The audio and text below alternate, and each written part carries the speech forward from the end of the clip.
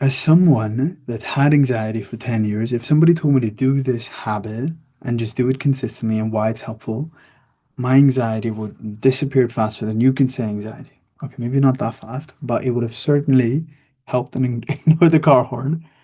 So we're going to talk about why it works, right? We're going to talk about how to actually implement it and why you should continue doing it and the long-term effects. So let's just get straight into it. Why the hell should you give a shit? Like, why should you actually exercise?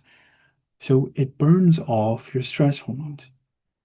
So when you're anxious, or you're overthinking, or you have a physical sensation, or you have DPDR and you're stressed, your nervous system goes in fight or flight. When that happens, there's things like cortisol and adrenaline that gets released in your body system. No, it's almost like that stuff needs burnt off. It's kind of like, oh, I had a burger, I want to burn off those calories and go for a run. The same way you're burning the calories, you're also burning off the stress hormones. The other thing is that it also gives you feel-good chemicals, things like serotonin, endorphins. For example, have you ever kind of been on holiday and you're relaxing and you see the sunset and the beach and you have a drink in your hand and you just feel good, right? When that's happening, you're feeling serotonin, you're feeling those endorphins. When you exercise, it's a way to get that feeling without being on holiday, right? The third thing is it builds resilience. The stronger your nervous system, the stronger stresses that you're going to be able to take, right? It's kind of like someone that puts on muscle. The more muscle they put on, the more stronger they're going to be. But it's not just like that. It's almost the training it takes. So, for example, someone that's trying to learn boxing, every hour that they box, every week that they stay consistent, the next time somebody tries to fight them, the stronger they are. Same with you. So when you put your nervous system under a habit that builds resilience with exercise, the better you are going to be because your nervous system is being improved upon. That means better sleep, sharper focus, and all of the benefits that come from a regulated nervous system. In terms of like some quick science, right? Of like baselines to make it simple, 20 to 30 minutes of exercise doesn't lower anxiety just for the 20, 30 minutes. It lowers your anxiety for hours. It's kind of like when you eat something, you taste it and then you just taste it for like the 5 minutes you're eating it. But digestion happens after, right? Like as it's eating, as it gets broken down in your stomach, through your small intestine, large intestine. So when you exercise, even if it's for like 20, 30 minutes, it lowers afterwards. The other thing is repetitive movement calms the nervous system. So, for example, if you're walking, you're taking one step forward and you keep doing that. If you're running, you wave your arms, you move your feet one by one, and you repeat. Same with rowing, right? The same motion over and over and over again. And this is crazy to me, but like repetitive movement calms the nervous system. The third thing is regular exercise. So let's say it's weightlifting, running, sports, grows this part of the brain called the hippocampus, which gives you better emotional control. Every time you overthink, every time you have a bad day, every time you get an argument or you get irritated at something, or even you get an anxiety symptom, if you can control your emotions, you can control the rumination, you can control your reaction, you can control whatever you do as a result. Oh my God, I had a bad anxiety day. Let me binge it. Let me doom scroll. So if you can control those emotions and you're more emotionally intelligent, the less consequences there is afterwards. And the only person that's free is one that's not ruled by your emotions. Otherwise, if you're angry, there's nothing like there's anything that can set you off. If you're impatient, you're never going to be fun to be around. If you're, reactive, you're never going to teach safety to your body. So it's not just about looking good at the beach. Now, just some beginner homework for people that don't exercise at all It is unrealistic for me to say, okay, you need to go to the gym 4 or 5 times. Instead, try taking baby steps. Start with taking a 5-minute walk after a meal. Not just because of the baby step, but taking a walk after a meal is really good for your cardiovascular health, your heart health. So after every meal, breakfast, lunch, or dinner, go outside, take a 5-minute walk.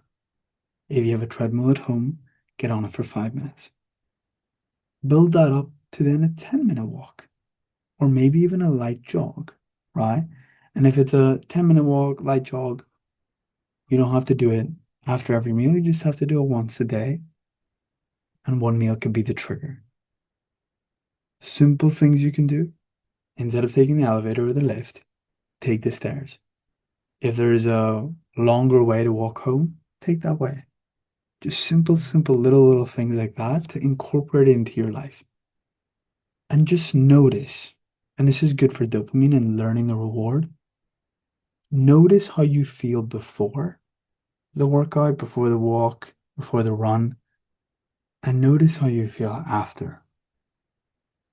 And if you really feel the reward, your brain is going to learn that and you're going to be more likely to repeat that action in the future. Finally, in terms of like types of exercise that I suggest, if you do nothing, you're a couch potato, start with walking. If you'd walk and you're like, I want to go to the next level, the biggest thing is doing exercise that gets your heart rate up. So this is things like running, jogging. A good rule of thumb is that if the exercise that you're doing, you can have a conversation while doing it, you need to do something more intense, like sprinting, hit, whatever.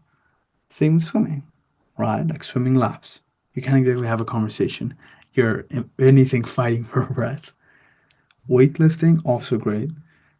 Although if you're doing weightlifting, I would still suggest you do cardio 2 times a week at least, right? And the fourth thing, and I did this just recently, just yesterday, because it's fun, yet it burns calories and regulates your nervous system. Do something social, like a sport or a game.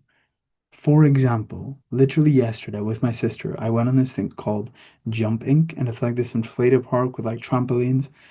And damn, did I sweat. Damn, it was a workout. And it was fun, right? So if you're like, the thought of going to the gym or the thought of running just makes me want to puke, think of something fun and then do that. If you enjoy sport, like I love badminton, do that. And you're more likely to stick with it as well. And if you want to kind of move past, if you're like, that's too high for me, I can walk, but doing all of that seems like too much, do yoga, stretches. Not only does that calm you down, it gives you body awareness too. Cool. So, in terms of the next thing, this is just like helping it stick, right?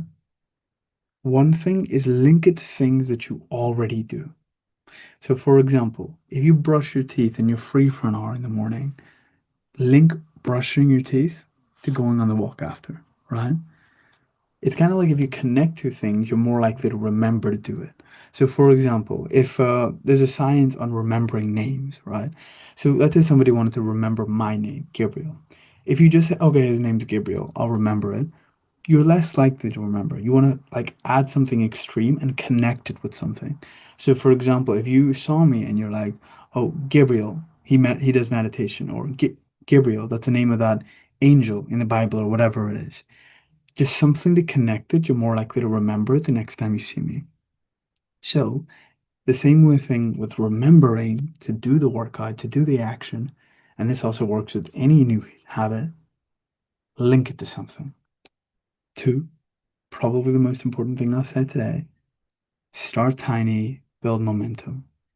Even if you've built some momentum and you find yourself being inconsistent, just use this really simple rule, which is don't miss twice. If you miss it once, that's okay, because once is a mistake, but if you miss it twice, that's when it becomes a habit. Even if you missed every single other day, you would still be insanely productive in terms of working out. Finally, you can use it as a release valve when you're anxious.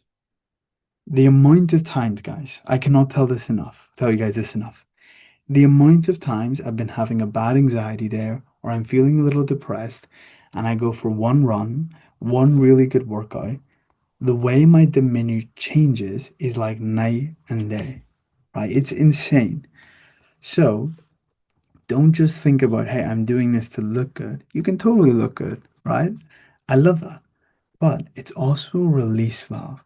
It's kind of like, when you had a really hard day and you have this friend or this your partner, and then you can just unload and you feel so much better because you feel like you've released, or you've had a long hard day at work and you finally get to your bed and you can finally rest.